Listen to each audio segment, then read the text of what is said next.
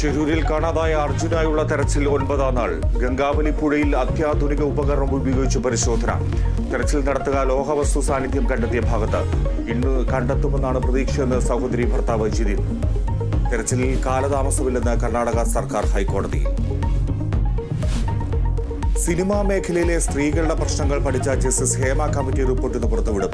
പ്രസിദ്ധീകരിക്കുന്നത് സ്വകാര്യത ഹനിക്കുന്നുവെന്ന് കണ്ടെത്തിയ 62 പേജുകൾ ഒഴികെയുള്ളവ. നടപടി വിവരാവകാശ കമ്മീഷൻ ഉത്തരവിനെ തുടർന്ന്. റിപ്പോർട്ട് കൈമാറുക 4.5 വർഷത്തിന് ശേഷം.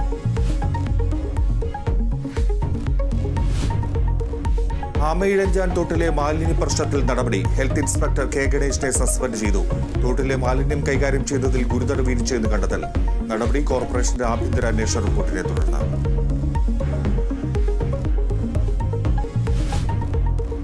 ഇടുക്കി മറയൂരിൽ ജനവാസ മേഖലയിൽ വീണ്ടും കാട്ടാനക്കൂട്ടം. നിർമ്മാണത്തിലിരുന്ന റിസോർട്ടിന്റെ ഗേറ്റ് തകർത്തു.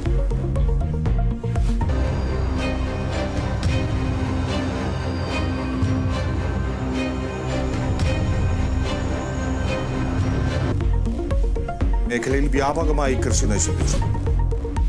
ബജറ്റ് പ്രഖ്യാപനത്തിൽ പാർലമെന്റിൽ പ്രതിഷേധവുമായി ഇന്ത്യ സഖ്യം. പ്രതിഷേധം ഇന്ത്യ ഇതര സംസ്ഥാനങ്ങളെ അവഗണിച്ചെന്ന് ചൂണ്ടിക്കാട്ടി.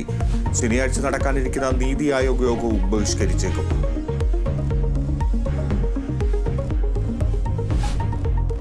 ഡൊണാൾഡ് ട്രംപിനെതിരെ രൂക്ഷ വിമർശനവുമായി American vice president Kamala Harris. ക്രിമിനലുകൾക്കെതിരെ പോരാടിയ തനിക്ക് ട്രംപിനെ നന്നായി അറിയാമെന്ന് പരാമർശം. വിമർശനം മിൽവാക്കിയിലെ ആദ്യ തെരഞ്ഞെടുപ്പ് പ്രചാരണ യോഗത്തിൽ.